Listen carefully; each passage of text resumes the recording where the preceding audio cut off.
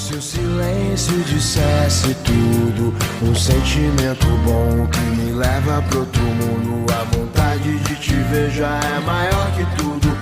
Não existem distâncias no meu novo mundo, tipo coisas da sétima. And I just hit the record button. Can I hear everybody okay, by the way? Yeah. We'll check. Yep. Let's see, Stang. Can you hear me?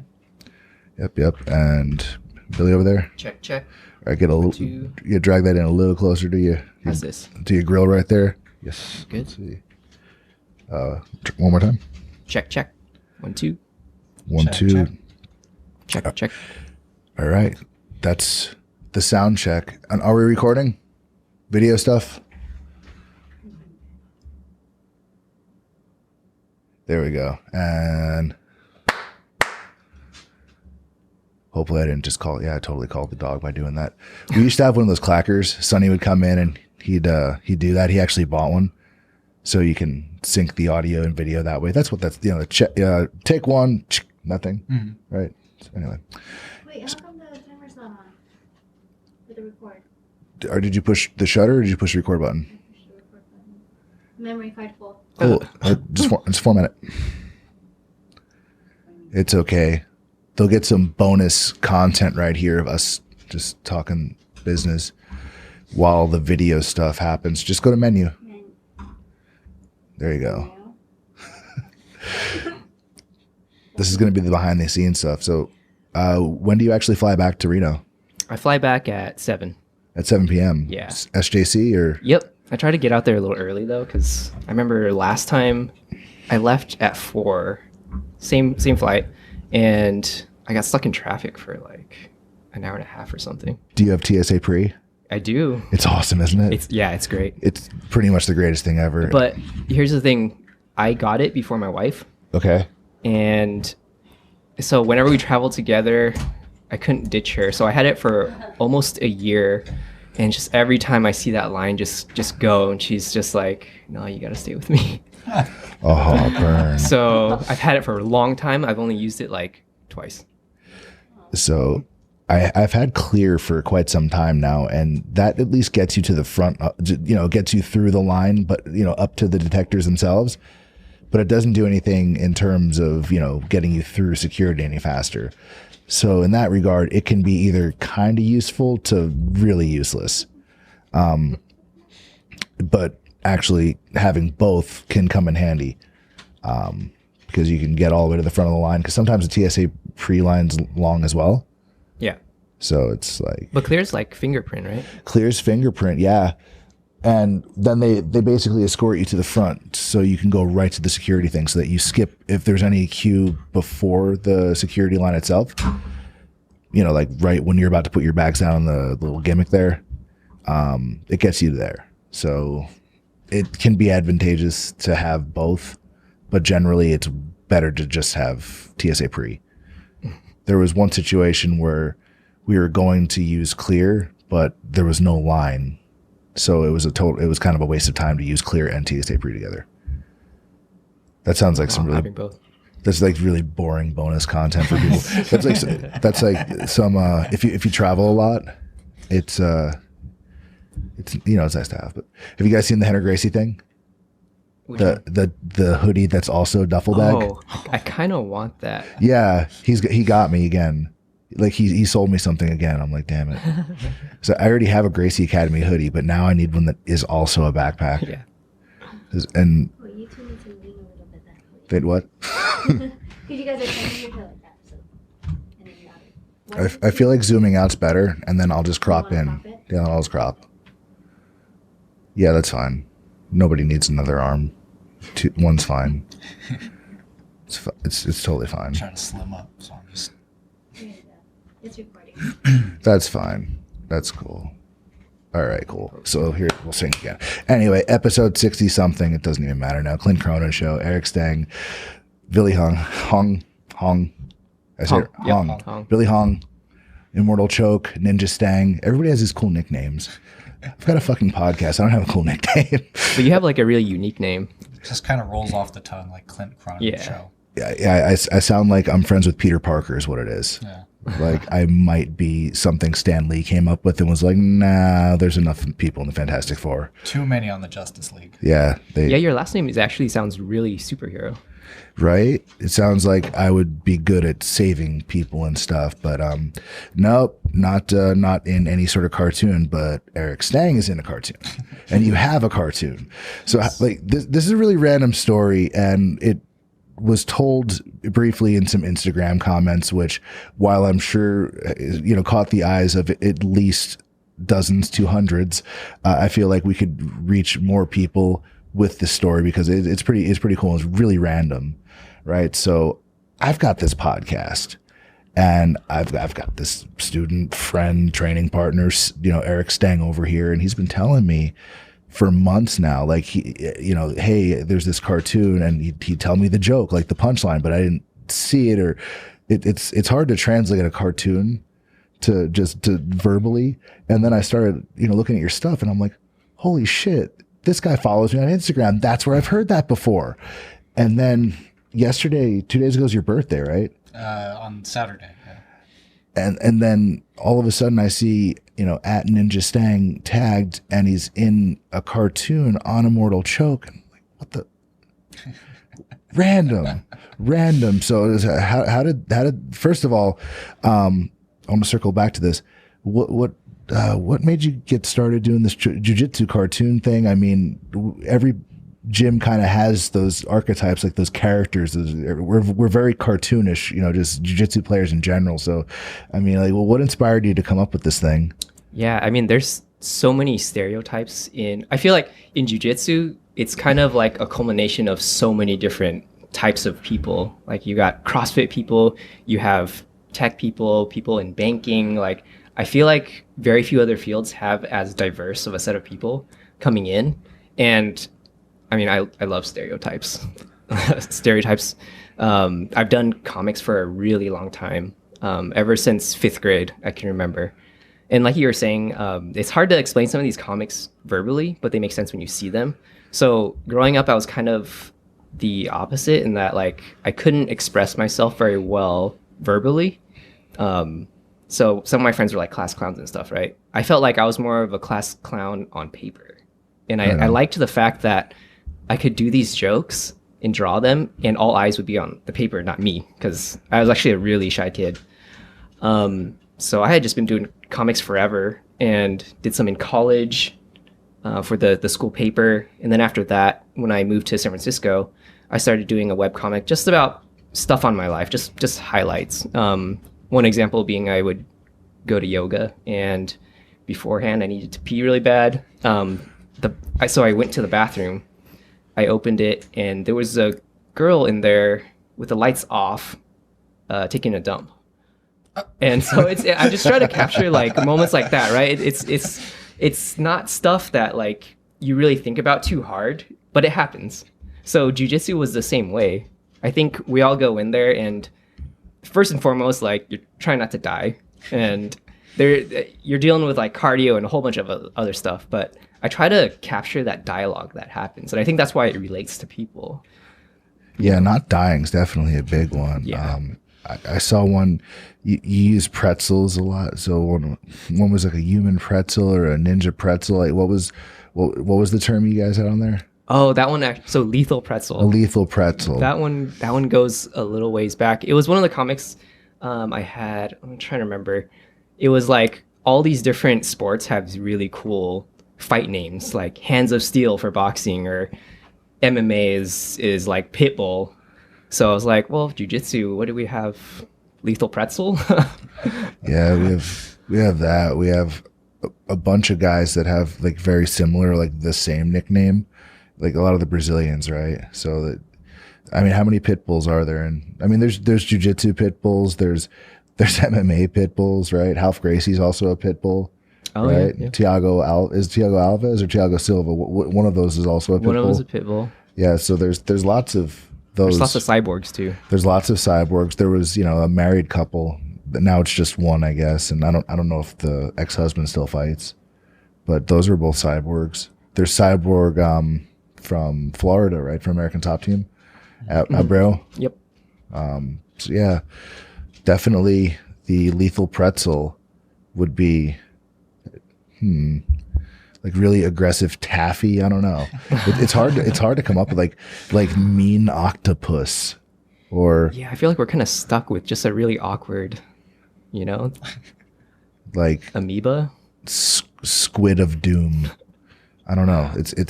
I'll have to circle back. We'll come up with some really good jujitsu nicknames. Or it's even like one of those like old school Stretch Armstrong toys that like they're like really stiff and then all of a sudden they're pliable and you can bend them around, but they look like this big strong dude. But he just bends and he's made of rubber. Yeah, like Stretch Armstrong or somebody that doesn't tap when you have them in an arm lock or something. Do you have a cartoon for people that don't tap when they're being choked or anything? Oh, I think I have one for that. I think I'm gonna be doing a new one though, because like at my current gym, there's actually a lot of wrestlers in high school. So between the ages of like 14, 18, and those dudes are just so full of testosterone, but they're flexible. So, they never tap and Very wiry. yeah, super wiry. Yeah, this whole next generation of kids and wrestlers and jiu-jitsu players, they're going to be so much. Well, they're already so much better than us, just genetics alone, and then they have so much more information that's correct just right out of the gate. So, I mean, if you have parents that are already jiu-jitsu practitioners, already MMA guys, or even fans, you get the kids in it young and early. I mean, they're going to be little monsters. It's just right out of the gate. We have, Mark Heinzner. His kid's like 6 years old. He's sponsored by, the whole family is sponsored by Show Your Roll. The little girl is 6 years old and she's won every single tournament. She like tears it up. She's like 6 and she's sponsored by Show Your Roll. And not like because of the family. She was sponsored before the father and the sibling were. Like every time there's a tournament with kids, she wins all the medals. It's ridiculous. She's like a little checkmat, whatever. And it's not like, oh, that's cute. It's a kid that's going out there and doing kid jujitsu. Like she's actually good at jujitsu. And when she becomes an adult, if she doesn't hate it by then, like what was that kid Hercules? He was a bodybuilder kid, and now they did a documentary or a follow-up video. Now he hates weightlifting. Oh wow! What was his Little Hercules or something? Yeah, I remember seeing that. He had like 6-pack abs and like back muscles for days. Yeah, now he works at SeaWorld and skateboards and stuff. Like he thinks bodybuilding's gross. It's funny. Is his body messed up from that?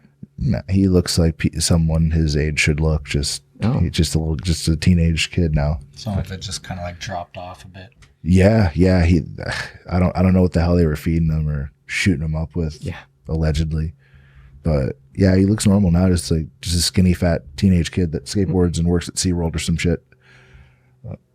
So, how long have you been training? I've been training consistently for about 2 years now, and when I first moved to San Francisco about 6 or 7 years ago, that's when I actually started jiu-jitsu.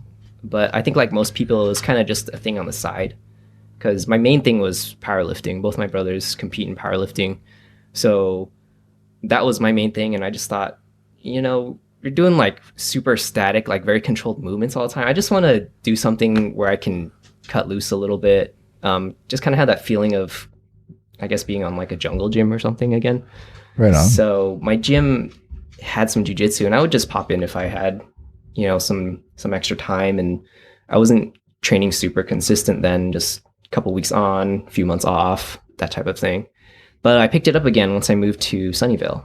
So I started training at Smash gyms, and that's where I started going like 2-3 times a week consistently for the past 2 years. And that's Michael Jen, or under Michael Jen. Cool. Yeah, they've opened quite a few. They have 3 locations in Sunnyvale or something like that now. Yeah, one in Sunnyvale, one in San Jose, and one in Milpitas. Okay, cool. Yeah, we have some of their students come through every once in a while. We're talking about it offline earlier. We have, I guess, an exchange program with some of the local gyms. So It works out. I think they pay an extra $10 a month and they can go, you know, to AKA Sunnyvale, or they can go to some CrossFit gyms or yoga studios and stuff like that. Yeah. So I'm actually the designer for that. That group for the Social Fitness Network. Oh, cool. So it's your thing. Yeah. Cool. So you know Alex and from AKA Sunnyvale and all that. Yeah, I haven't met a whole lot of people, but actually, funny story. Before I came on doing design work for them, I actually went to one of your classes. Oh, cool. Of using the SFN. It was one of the 6 a.m. classes. Very cool. And you probably don't remember, but I think it was about a year ago. It was like right after I got my blue belt. Nice. I was like, I want to try some other gyms. So I went to your 6 a.m. class, and I think I saw Jason Yago. Yeah. Jason would be there, yeah, Right? for sure. And a few other guys. But actually, I remember that class vividly because the technique you taught, that's 2 of them, I still use right now. Yay. It was like they have you in butterfly, and then you hug both of the legs, and you jump to side control. The butterfly bridge pass. Yeah, so I still use that like Nice. yeah, almost every time. And then the other one was neon belly to far side armbar. Still use that. Very So stuck with me, man. Very cool. Yeah, it's all bread and butter stuff. Just If you kept coming, he shows all kinds of different crazy stuff. It's just brutal chokes and, you know, crushes and shoulder locks. Yeah, I really liked it. And then I also went to some of the open mats, I think on Fridays or something. And I did roll with Tyler Shu, who was on nice. the last show, right? Yeah. He just killed it on Fight to Win. He won his match. So So cool. I think he was a blue belt at the time. I just remember him like, I was like, man, this guy's like a soccer ball. Just like, he just moves around like so smooth. yeah, it's crazy. There are people that get into jiu-jitsu and you first, you know, meet them and they first train and everything. You're like, yeah, this is a tough guy, but how long is he going to stay? 'Cause he used to fall asleep in class all the time, which is crazy. I think he still does sometimes. I thought he was narcoleptic, and I'm like, they gave this kid a driver's license. What the hell is this? But apparently, he would have a lot of trouble sleeping at night, so he just wouldn't sleep, and so during the day he'd be exhausted. And, you know, Mike would be sitting there teaching the technique of the day, Prudencio, and Tyler would be just unconscious, sitting there like upright, you know, with good posture, but just out, because, you know, he'd be like, you know, okay, come stand on this side and see the arm bar from this other angle, and Tyler would just be there by himself with his head tilted to the side, just like out. So I'm like, I don't know. They gave this guy a car. It's kind of weird. If I see that car out there, I'm gonna get that. I'm not gonna drive anywhere near it. And now he's a purple belt and he doesn't fall asleep in class anymore.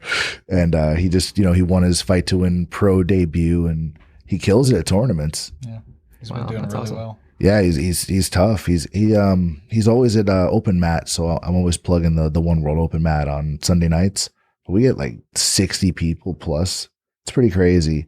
And for women that are thinking about, you know, trying jiu-jitsu or that don't have a lot of other female training partners, there's a good 10 to 12 that just show up. You know, it's not even a clique or anything. They just all randomly show up.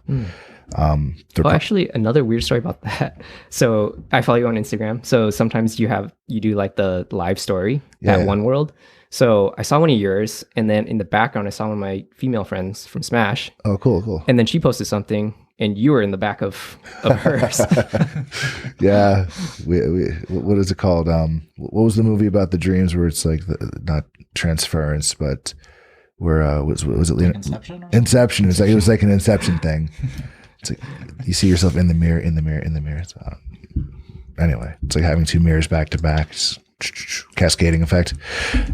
I don't know where the fuck I'm going with that.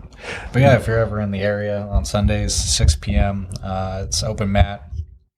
Pretty much just don't bring an ego, wear a clean gi, and have a positive attitude. Yeah, please wear a clean gi. I mean, I'm pretty sure you wear clean gis. I'm saying like to the world, Just everyone, yeah. to the world, Just me. at large. The Ronin warriors. Clean gis are amazing. I never got the whole people not washing their gi or belt. You know, I heard the old school judo thing. If you wash your belt, the technique falls off or something. It's like I still know some people that don't wash their belt. So.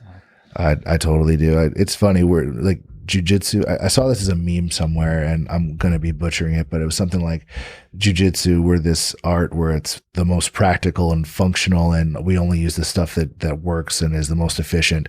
But then jujitsu, if you wash your belt, your technique falls off.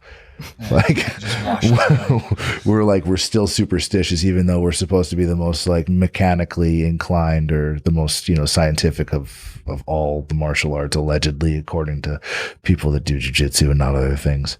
So I just wonder if those smelly gi people, do they not smell it on themselves, or like are they desensitized to it? Because they just like leave it in their bag and it just kind of smells like them or something. It's just so powerful sometimes. Yeah.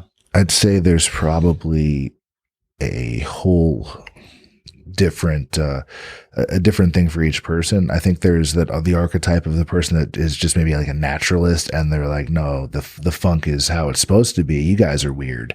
That's one, and no, you're weird. Two is someone that might not be aware, maybe a cigarette smoker or something like that, or someone with whatever sort of hygiene habits, maybe they just don't know. I think there's not brushing your teeth before training, that kind of thing. Yeah, wash the feet, wash the butt, make sure that undercarriage is spick and span, good to go. No one wants to be in a funky triangle. It's not. I think some people might only have like maybe one gi or something like that. They can't really afford multiple gis, perhaps. And I don't know. I always find time to wash my gi, even if I only have one or two, and then throw it up in front of a fan, let it dry off really quickly. That way, I'm not shrinking it in the dryer. But I don't know. Just even if you only have one gi, just wash it, man, because nobody wants to smell you, and people are going to start avoiding you during training. Yep. Yeah,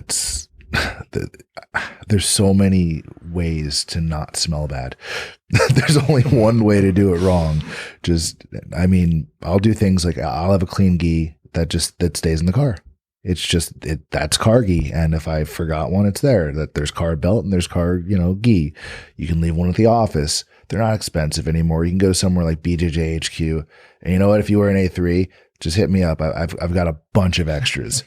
As long as you promise to wash it every time you train, just hit me up. I got plenty of extra gis. I'm not even kidding. If you're the smelly gi guy, you can have a gi. And sometimes some gyms even have like loaner gis. So sometimes all you have to do is ask, like, hey, sorry, I don't have a clean gi today. Do you guys happen to have an extra one that I can borrow and wash later? And, I'm always willing to loan out one of my own personal gis. I keep one in my trunk too, just in case. So, yeah, don't be smelly guy or smelly person. Got to be equal opportunists when we're talking a bit about people smelling, because it's not just dudes. No, it could be everybody. Everyone can smell. And you don't want people to be able to recognize you before even seeing you.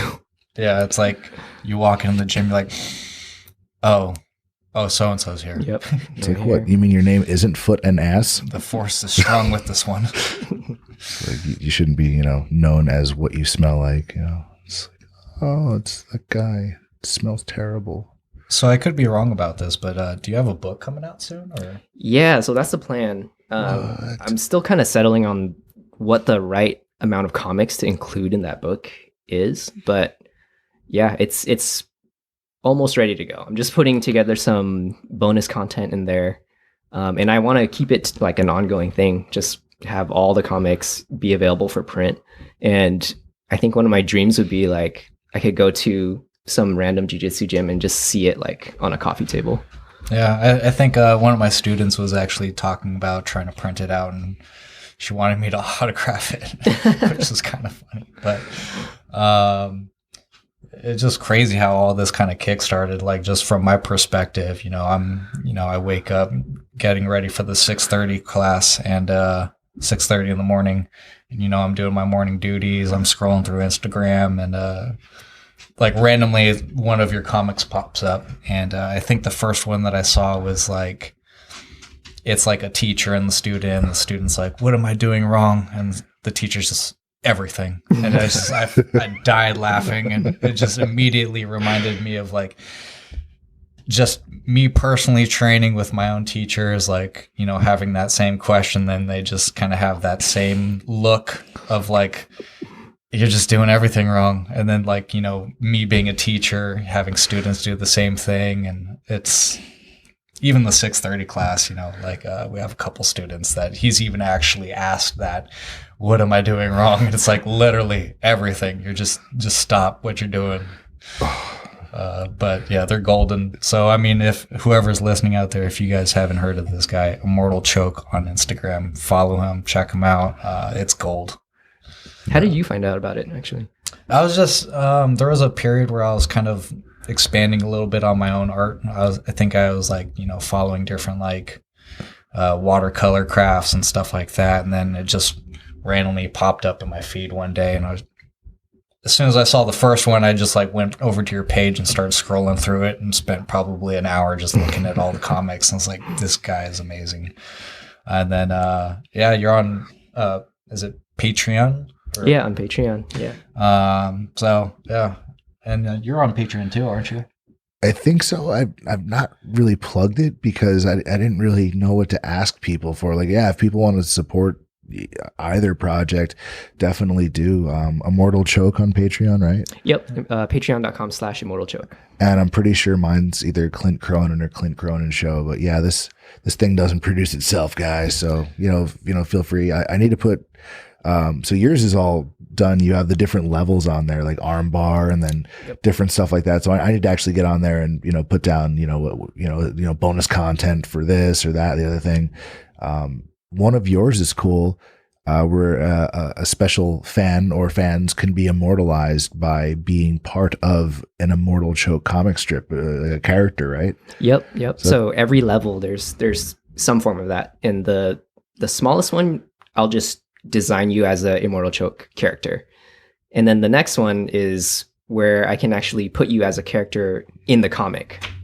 Nice. So Stang actually has both of those. You have the regular just character design coming. Mm-hmm. So yeah, if you do that, like if I pick you, then I'll ask for reference photos and all that stuff. So it's actually kind of funny when I asked Stang for it. The first one he sent was like, I don't think it was even a jiu-jitsu photo. It was just like, use this one because my hair looks great. He's like, have you seen my cartoons? If you see my cartoon, you'll know my hair looks good. Yeah, exactly. But then you sent more jiu-jitsu ones after that. A couple of me laying down, looking pretty. But yeah, your last name was really unique, and I think you. I try to collect like any other information, about your life or your jiu-jitsu. It helps me draw the characters, and then I think you mentioned that you and your family have bees and you sell honey. Yep. So I was like, this dude's name is Stang, and it's like he sells honey.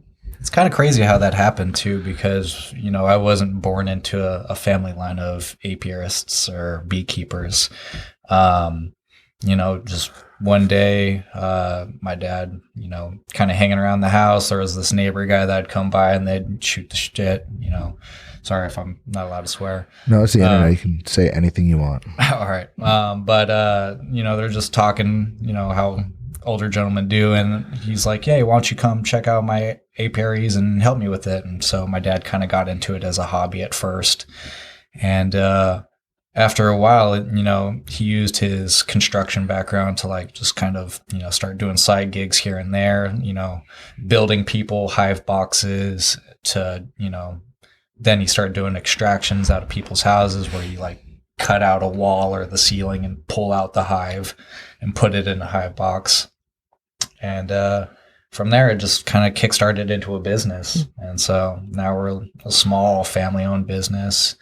We extract all of our own hives, strain it once to get rid of beeswax and bees parts. But, that way you don't suck down some honey and get a little stinger in your mouth or whatever. But, some people like that kind of thing. They'll chew on the wax. They'll eat bee larvae or, chew on the propolis. And I mean, it has a lot of healing benefits too. Like you could, besides just tasting great, you could, slap honey on a wound and it'll clean it up.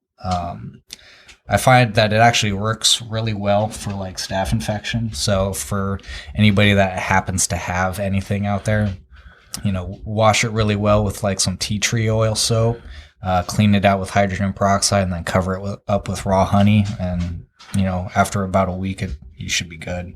You don't Really? need any kind of like antibiotics or anything like that from the doctor.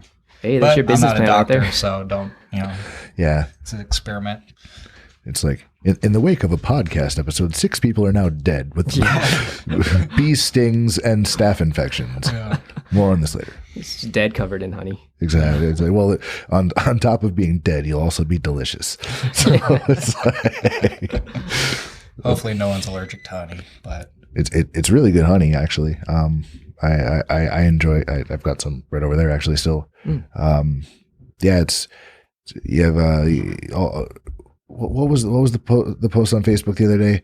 It's like, come to the One World Jiu-Jitsu on 10:30 a.m. 5 days a week, and it's like you called it one thing, and then I called it like the Wu Stang clan or something, Killer Bees or something. I've actually really liked that. That fits so well, the Wu Stang clan. But I was just basically saying, find out what all the buzz is about. Yeah, that's it. Friday, 10:30 to 7. I'm sorry, 10:30 to 12:30. I got my own little ninja army growing back there, and they're steady growing from like one individual. Now I've got like a steady 6-7 individuals that are pretty consistent. And some of them are insane, man. They even injured, they're on the mats. They don't care. They just want to learn. And I appreciate those kind of individuals because it makes me feel appreciated as a teacher. But anyways, back to the whole strip. It was just like don't get stung, get stang, come make train. So it was just trying to get everyone out there. Trying to get as many people to come train with us as possible. It's time to start trying to throw in a little rhyme in there, trying to throw my own name out there. Because even with the bee business, what I kind of, when I was, making the logo for my dad, I was like, I need something, little catchphrase, like, don't get stung, get stang. It's like, why hasn't anyone thought of that? It's like, I'm going with that right there. And so figured I'd throw a little cheap plug into my little Instagram post, hopefully get my family's name out there a little bit. Maybe someone will buy some honey. My mom makes homemade products with all the beeswax. So, we try to use as much of it as possible. We're not just throwing this stuff to the side and wasting it. So she makes candles, lotions, all kinds of different stuff. She makes some jujitsu honey stuff, man. Jujitsu honey soap or something. No, I should tell her that. I tell her tea tree oils a lot. That helps a lot with just general cleaning, smelling good. Hey, there's the stinky gee guy problem solver. He needs that tea tree oil. Yeah. So I've been using white vinegar as my like additive, but if I know tea tree oil is a thing, then I'll do that for sure. I don't know. Yeah, that, and I think like eucalyptus oils or something like that.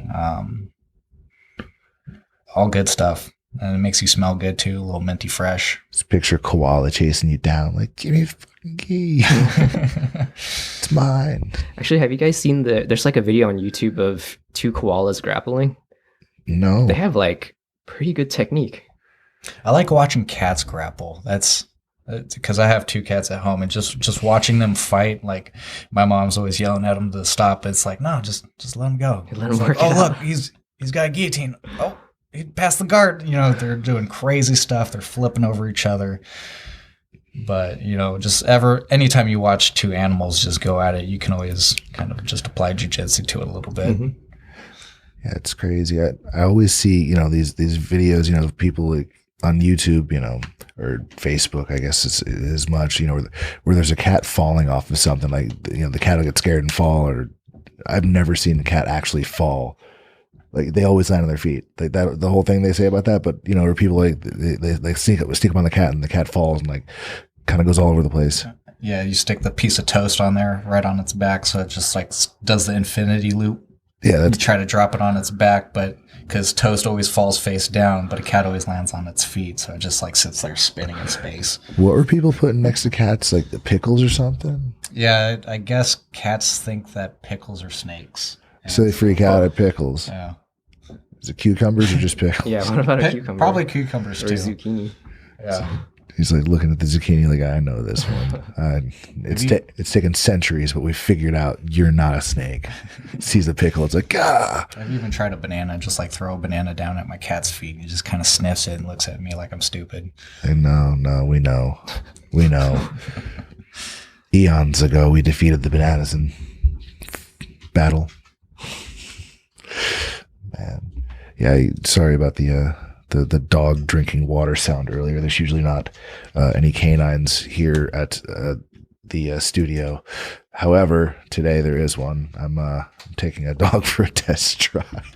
It's a beautiful dog too. It's an awesome dog. I just like share it in front of the camera, just like, hey, check out this dog. She's really heavy. She's buff. She looks jacked. almost She's exactly jacked like dog Clinton, I've to be seen. honest. She's so jacked. It's hilarious. She's a little coffee table. Gotta watch out for USADA on this dog. I know. No, I'm sure she failed miserably. It's like, I don't know. She's like TRT Vitor dog. But yeah, it's an American bully. It's like the happiest dog. It looks like a pit bull on a rhinoceros's body. I guess is what you want. Like, or I don't know. It has this J-Lo thing when it walks. Like its hips, its hips actually sway. It's really funny. But no, it's a really cool dog. The owner's like, just take him home or take her home. See how it goes. Like see how like she adapts, and then if you want to take her. So I'm not giving this dog back. I'm keeping this dog. This dog's dope. So far, she's very well mannered. Yeah, she Seems protective, but not like overly so. Where it's like you put a hand on the owner, and all of a sudden it's just like going in crazy.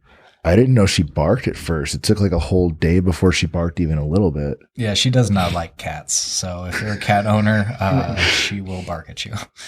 Yeah, I don't. She seems to know what a squirrel is.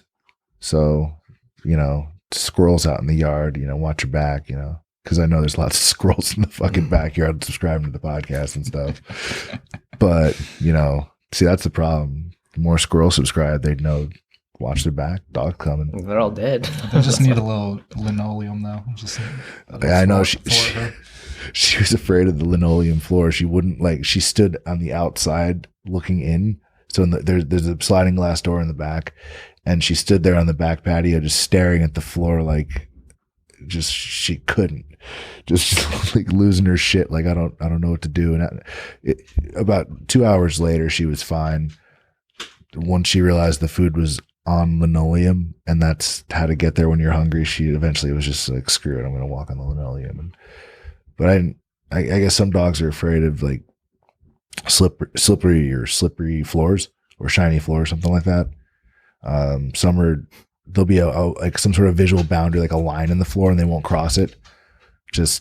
Or they'll jump over it instead of just like a crack in the sidewalk kind of thing. So I don't know. She's a little weirdo, but it's a cool dog. How long have you had her now? Oh, she's been here like a day, literally one day. So yeah, she already decided she lives here. She's kicking it. Yeah, she's definitely made herself at home. Yeah, yesterday she was real nervous, and today she's not at all. Pretty sure she has like some mail being delivered here already. Like, she's already called the post office. It's like I think I saw a cell phone bill for her, and I haven't checked the mail yet. But on the way in, I thought I saw her name on a cell phone bill. Making herself at home. Oh, man. So there's this obnoxious monitor on my table. it's can you tell this is a Black Friday deal? The monitor? Yeah. It was unnecessary. I thought I'd get this really wide monitor, and it would help with video editing, because that was clearly the problem. It's super wide. It's very wide. It's cool for Final Cut Pro if you're good at Final Cut Pro. Otherwise, it's just a really big monitor. Really wide monitor. It's really wide, yeah. It looks like as normal, height-wise, but it's just, the whole span of the table. It's a kitchen table with, I think 34-inch wide monitor. Totally unnecessary. About 20 inches tall. Yeah, it's totally unnecessary.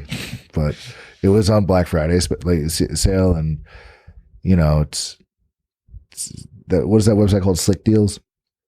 Oh yeah, Slick Deals and Mass Drop or something. Oh yeah, so I saw it on there, and it actually had pretty good, the resolution was good and all this stuff. So I'm like, yeah, that'll help with the podcast. That'll help with, editing videos. Not, well, it's better than doing it on a 15-inch laptop, but yeah, it's like a whole, you have to turn your head all the way from left to right. It's like a whole neck exercise to see the whole thing. Or you just have to sit like 10 feet away. Yeah. It looks like real life is, just distorted slightly. Like, when you stretch a photo really wide and everything, like you make someone look fat that isn't fat. It's like that. Like you took a regular monitor and just really Just pulling on the cheeks a little bit. Exactly. Like, now you're fat. Sorry, I'm not trying to fat shame monitors or anything. So besides like training and comics, is that like the main things that you do, or do you happen to have like any extra? Yeah, I think for me it can't be just those things. Yeah. And I think that's a reason why I'm into jujitsu, but I can't become super obsessed with it. Just with all the hobbies in my life, I need something to balance out the other stuff. So my day job is doing design. If I hit a rut in design, I'll go do video editing. If I hit a rut in video editing, I'll go to the comics or whatever. But that's kind of what kept me balanced. But also, you can pull a lot of inspiration from other fields. I really don't like the idea of kind of siloing yourself off and just kind of going down that rabbit hole. Eventually it just becomes really monotonous. Yeah. Yeah, it's nice to have lots of different sort of chains. You can go down like, I'll do some of this stuff. I mean, I still do work in tech. I do the podcast. I train. I wish I was. I need to actually practice the video editing stuff more. I'm into it. I'm just the artistic side.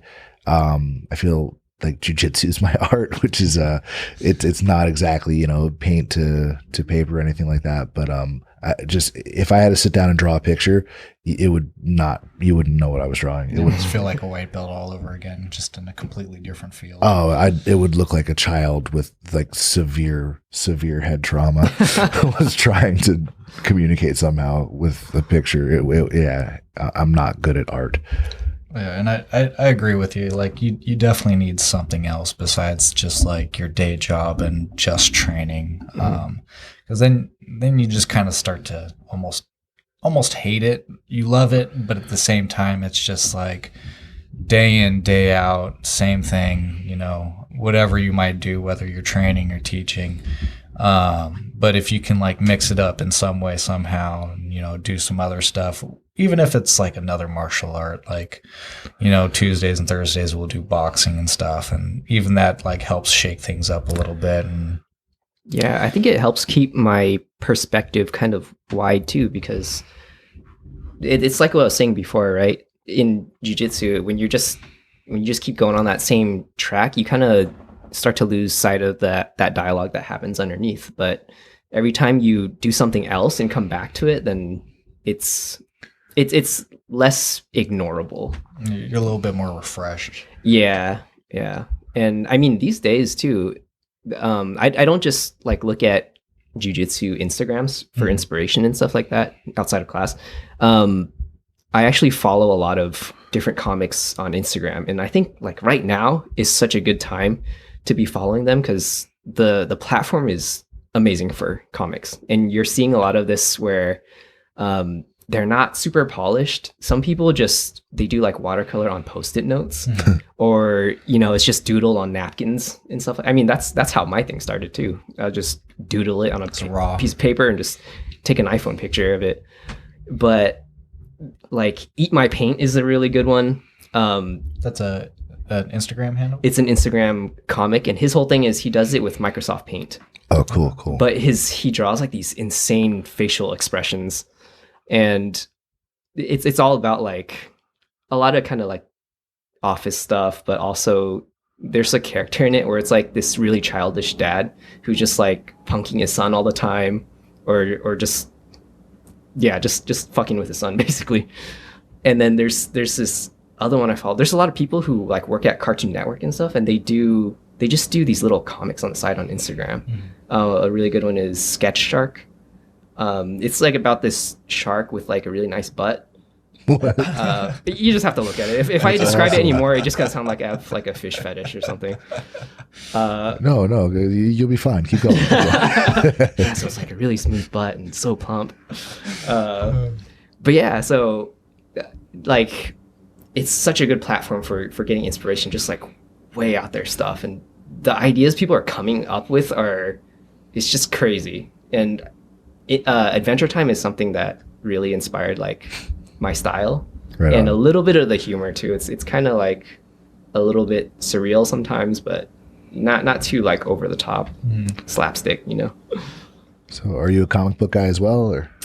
Not really, but my older brother is. Okay, Like cool. I think if you guys talked, probably just Yeah, I don't want to say wasted because I enjoyed my time, but I've probably spent a lot of my life reading comic books.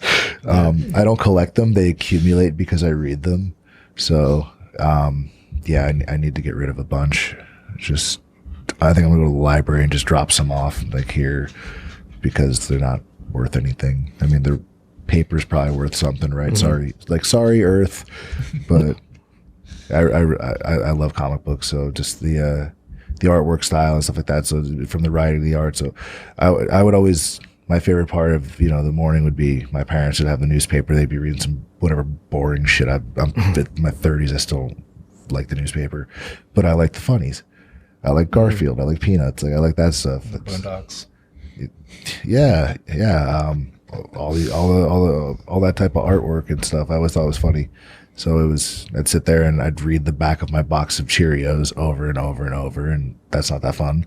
I didn't get like the cool cereals that had actual like cartoons in the back. Like apparently the Frosted Flakes guy, you're greeted with a cartoon tiger. I was greeted with no such tiger. I got fucking Cheerios, and not the one with the cartoon bee. no bee. Just the Wow. one with fiber. There's just fiber, and that's not a cartoon or funny. Abusive childhood, man. Yeah, they fed me and gave me a place to live. So they're good. I don't know. I saw that show. Have you seen Shameless on Showtime? No, not yet. It's so depressing. It's like Married with Children on steroids times 10 and adjusted for Jerry Springer 2017. Whoa. Yeah, there's a UK version and a US version because of course there is. And the US version anyway is it's supposed to be like a dark comedy, but by season 8 it's just fucking depressing. I don't know. It's zany and off the wall, but it's still like I got sad watching it last night. I'm like, man, I just want to pay their bills for them or something. So is it supposed to be a comedy, or It's supposed to be funny. There's funny parts. was like dark humor? Yeah, like William H. Macy's in it, and he's the absentee father that's, and then the mom, nobody knows where they are, and there's like 6 kids living in, I think, a suburb of Detroit or Chicago or something. It's the South Side, it's hood, and there's always something hood and crazy going on, like 6 different things. It's on Showtime, or wherever you would stream something like that, like the Showtime Now app or similar. Wink, wink, don't pirate stuff. Just do whatever the fuck you want. Yeah, shows these days are getting really dark and really violent. Like Ozark and Punisher. I just finished watching Punisher. Yeah. So violent. Yeah, that character's always been a dick, though. Like, Is that pretty true to the comic? Like how they... all of them are, pretty true. I mean, that, what is that John Barenthal that plays? Yeah. Yeah, he's just a badass, and he's a fan of the character as well. Yeah, I liked him a lot on Walking Dead. Yeah. So just seeing him pick up that role, I think he's pretty close. I mean, as close as you're getting. Better than, what was the guy from, that played Punisher in the movies? I forgot his name, but I know who you're talking about. He's got like the square jaw. Yeah. I prefer. He was on that show Hung on HBO.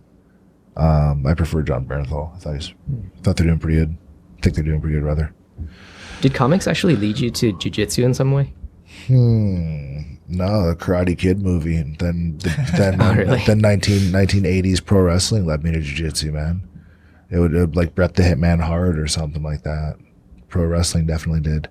Because watching pro wrestling in the 80s and early 90s and stuff led me to finding the UFC because the neighbors had a Discrambler and allegedly we were able to watch the pay-per-view channel without, whatever.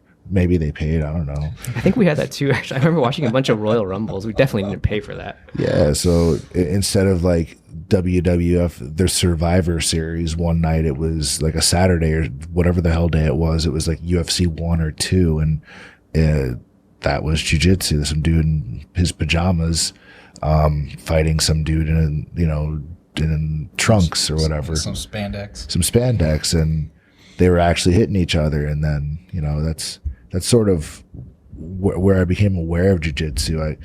I was a terrible wrestler in like intermediate school. I was bad at judo in junior college and college. So like in around 2005, I started doing Brazilian jiu-jitsu because I finally lived in an area where they had it. They had a Half Gracie in Mountain View, and I'm like, well, if I can't learn me some jiu-jitsu there, there ain't no hope for me. And they kindly beat the crap out of me for a few months, and then that was my start for jiu-jitsu, really. But yeah, comic books, I don't know. Everything that I was into as a kid was not cool when I was a kid.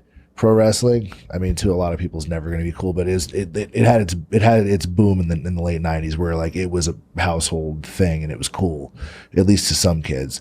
Skateboarding was not cool when I was into it. Comic books were, kids got beat up for that shit when I was a kid. And now it's like this big pop culture thing now that I'm old and, whatever, but where it doesn't really matter if what you like is popular or not because you're old, and it doesn't matter. You're old. Who gives a shit? Just like whatever you like. But yeah, when I mattered and I was a fragile preteen or something, yeah, none of that shit was cool then. But now it's, we're all old. Who gives a fuck? How about you? What sparked you to get involved into jiu-jitsu? I think I was kind of fascinated by how variable it was. To me, it felt like it's kind of like a big video game, and everyone who goes in has their own set of attributes, their body types, and because of that, you have your own set of moves. So I thought that was just like really fascinating to me. And like as you progress, it's kind of like getting achievements. It's like, oh, okay, now I can do this move or that move. You got your blue belt. Yeah, or like I can't do these moves because my legs are stubby and short. Or so yeah, it feels a lot like a real life video game to me. It's an interesting way of thinking about it. Yeah, I'm surprised I haven't really thought of it that way because I used to play video games all the time growing up. Well, it makes sense, right? Like how many nerds or just hardcore gamers like who train jiu-jitsu? Like there's a lot. Yeah. And I think that's where the appeal comes in, right? There's just so many different moves and it's constantly evolving. It would seem like no matter how real or realistic you could make the gameplay world of a video game, there hasn't really been an effective grappling video game yet, because I'd say jiu-jitsu is way more variable than a video game. Like, think of the control system and the type of controller you need to actually be able to express a series of moves or like a sequence of moves or something that you could do in jiu-jitsu. Not even like really advanced stuff, but just transitioning to a few different things and then a minor tweak to where you're putting your weight or what angle you're using. Like, think of a control system you would need to do that and how sophisticated it would have to be. It's instead of just like smashing on the B button or spinning the stick as fast as possible and getting blisters in your palm. Come on, Honda, move your hands faster. I was actually thinking about like a button mashing version of this though the other day, because do you guys play like did you play old Nintendo games and stuff like that? Yeah, I for grew sure. up with Nintendo. You familiar with River City Ransom, Crash and the Boys?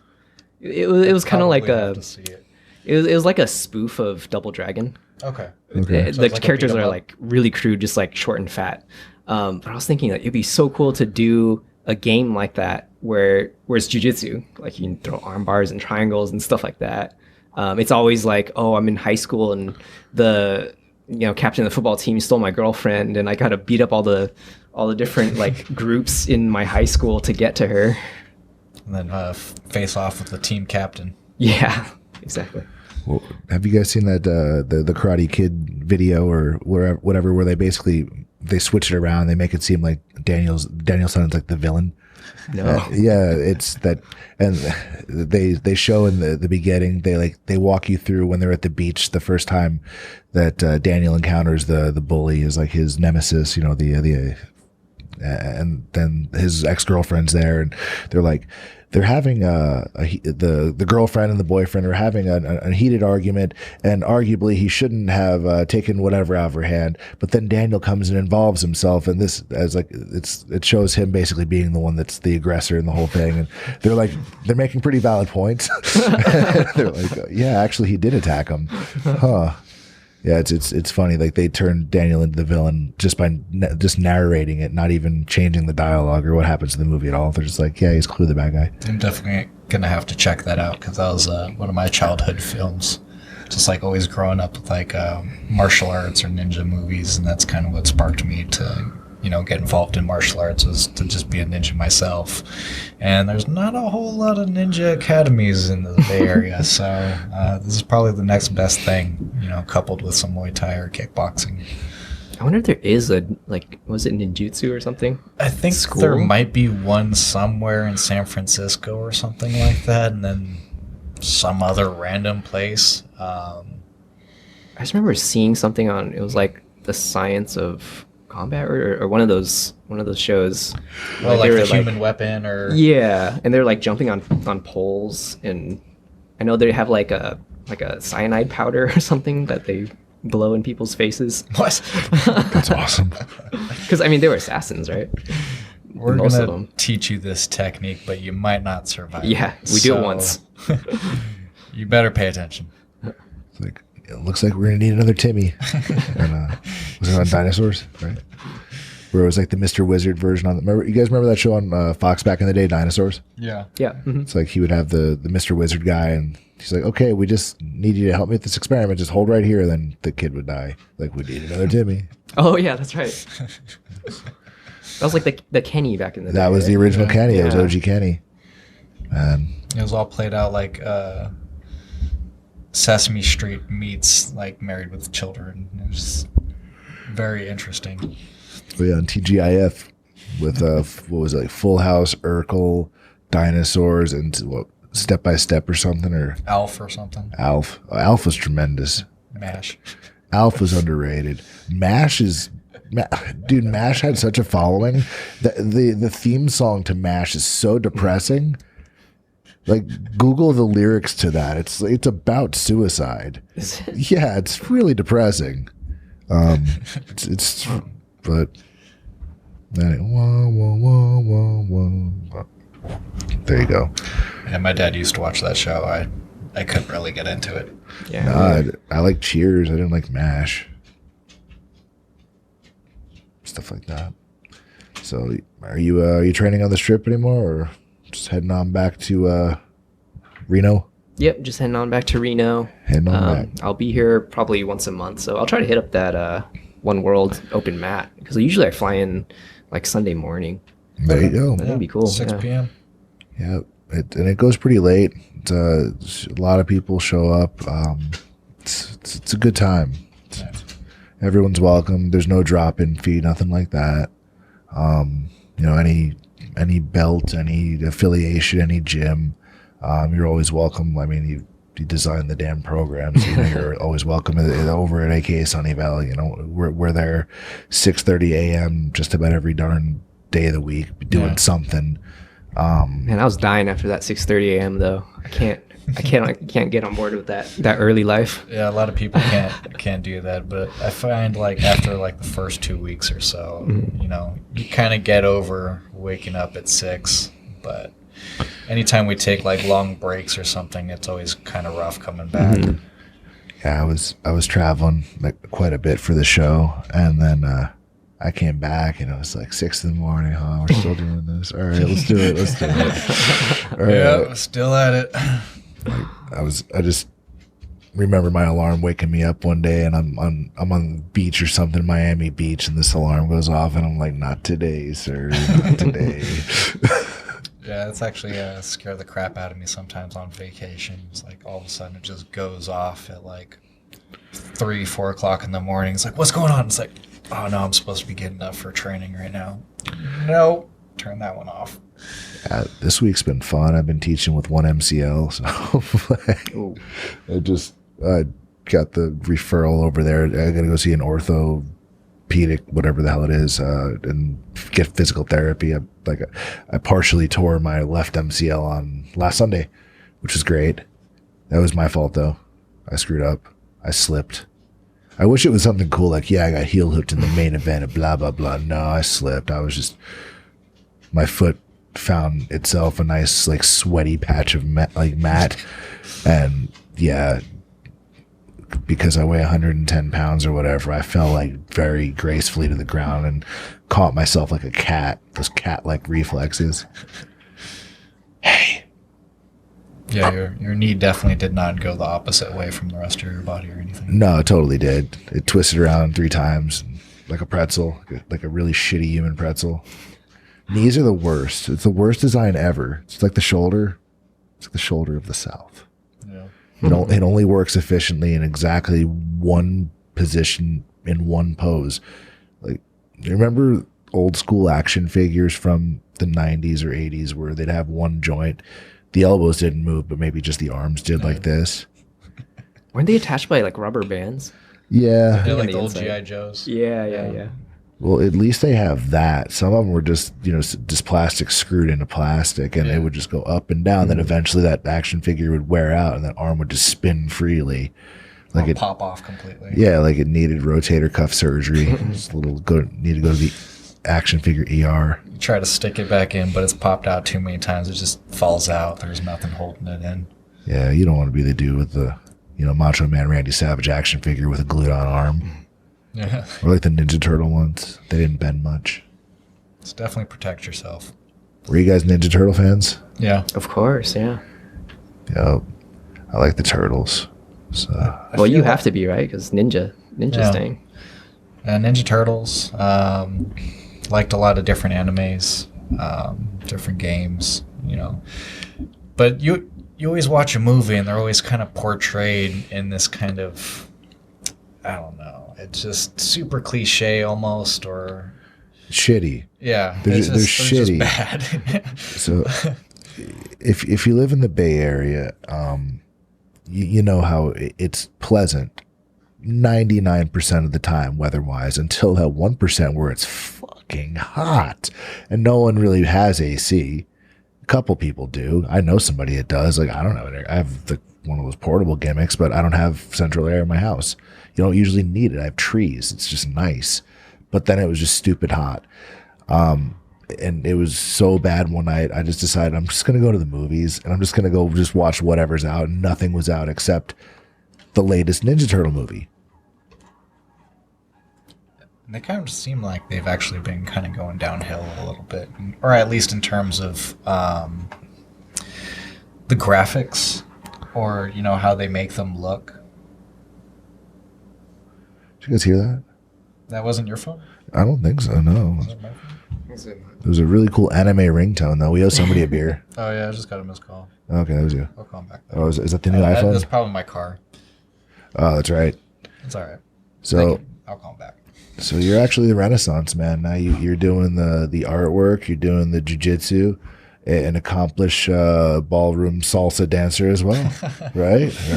Yeah. That's it's magic. It's underrated. A lot of guys out there that have trouble talking to girls or meeting women. I'm telling you, It helps. go It helps a lot. salsa dancing. The confidence it builds, like the icebreaker. It's the ultimate icebreaker to be able to that I think. I'm telling you, go learn it. I did it in college, and I'm so glad.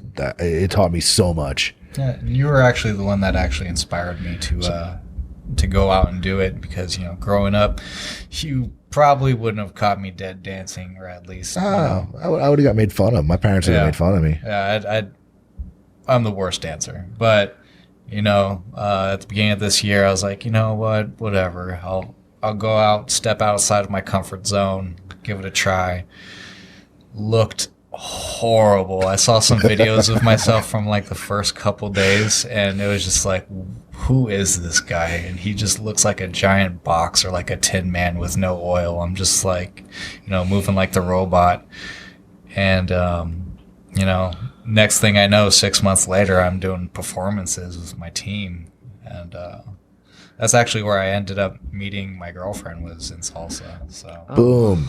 There it is. Right Not there. just anecdotal. Yeah, That's we're not just evidence. bullshitting you, blowing smoke up your ass. You'll meet somebody. Your asses are smoke free, guys. Smoke free asses. How long was it before you got comfortable? Because I feel like I'm kind of in that uncomfortable still zone. I still feel like I'm a little uncomfortable, but it definitely took a little while. I'm sure everyone's a little bit different depending on what kind of background you're coming from. Mm-hmm. Like some people are kind of just born with it. Maybe it's Maybelline. Yeah, maybe it's Maybelline. Sorry. But definitely a couple months. Over time, like after the first month, you even notice a huge difference depending on how much you're actually training. Like if you're only doing one day, it's kind of like jujitsu. How much are you actually retaining? Stuff like that. Your body's not used to these kind of mechanics, like, moving opposites, moving your one shoulder forward while moving the other shoulder backwards, stuff like that. Right.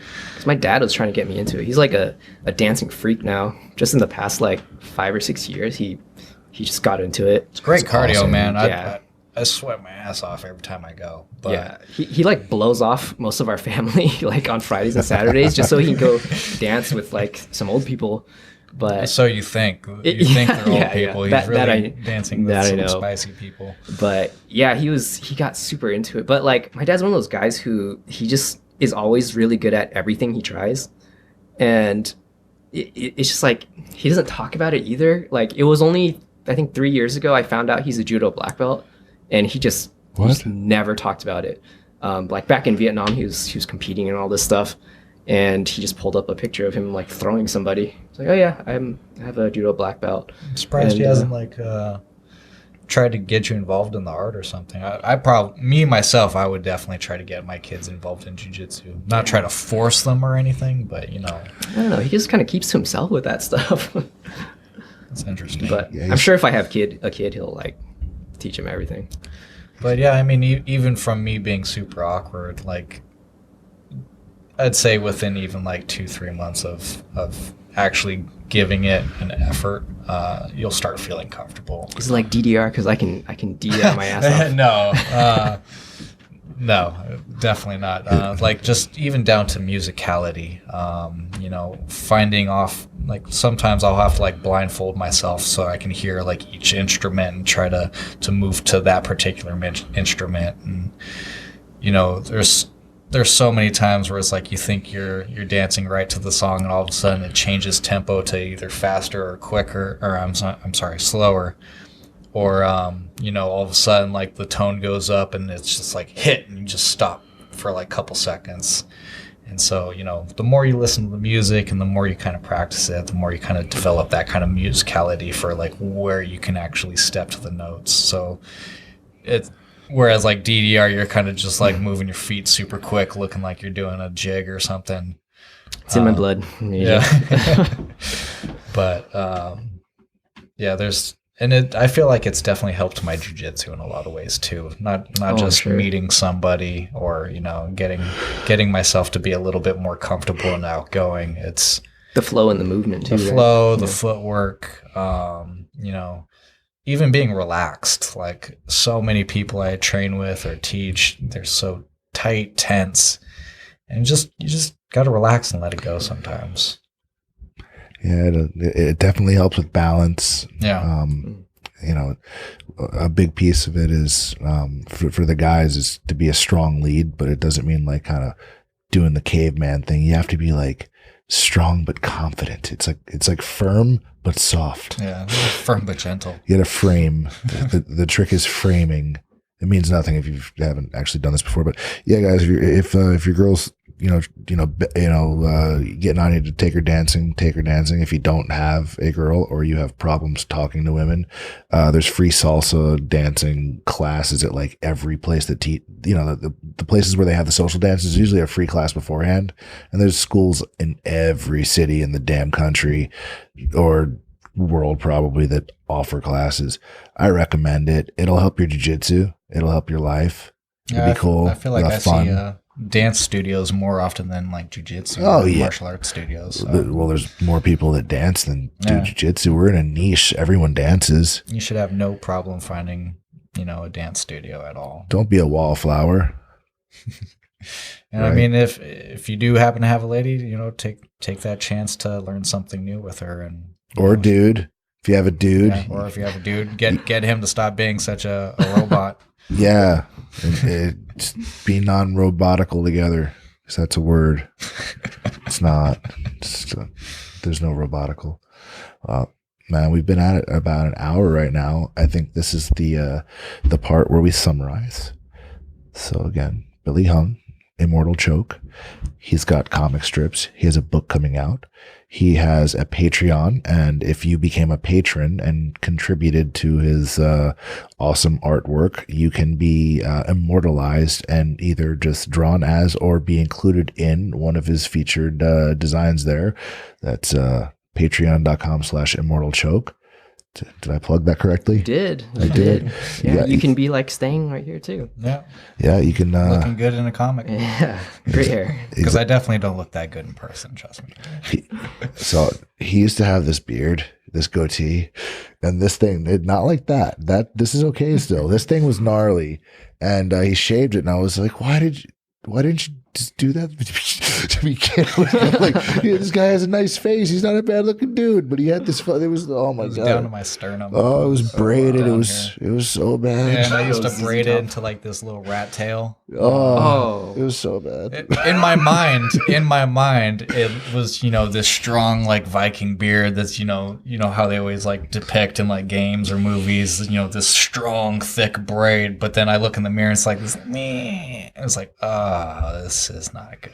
We should probably get rid of this. Yeah, he shaved it. Shaved it completely and then regrew it out and started playing with it a little bit. Tried growing out my mustache for a little bit, and every now and then I'll get irritated by it because you can't eat soup or anything. Take a bite and just mouthful of hair every time. Looks tough, man. I don't think I'll ever be able to relate. I can barely grow stubble. It takes a little patience, but I think with enough patience, everybody should be able to grow a beard. It might look a little patchy at first. There's definitely an ugly period, but you gotta stick with it, just like jiu-jitsu. That's it. Beard growing in jiu-jitsu. There's going to be a patchy period. It might be ugly for a little bit, but you'll hit those triangles. Yeah. And just like your belt, instead of not washing your belt, just grow a beard, and it'll all store right in that beard. You need one of those inspirational jiu-jitsu photos with that quote. Yeah, just wash everything. Wash it often. Yeah. Just wash stuff. Don't just wash yourself. Wash your gear. And if you smell that bad, burn it. And get yourself a nice new one at wantversusneed.com. That's right, want versus need. No. No, seriously, buy their geese are really nice. Anyway, that's all we have for you this week, folks. Be sure and follow Stang at ninja.stang on Instagram. Immortal Choke for Billy there on Instagram as well. He's on Facebook. He's on Patreon. I'm on Patreon too, but I haven't really set anything up yet. But if you want to just go ahead and send me some Bitcoin, I'll do whatever you want. I'll record lots of new stuff for you. I don't know. Show off the dog. I'll show off the dog. Oh yeah, the dog will be on Instagram soon. Anyway, that's it for this week. Thanks for listening. Please share, like, subscribe, all that other things that you say on YouTube and Instagrams. And I'll probably have cut this off already. Thanks for listening and watching. There we go.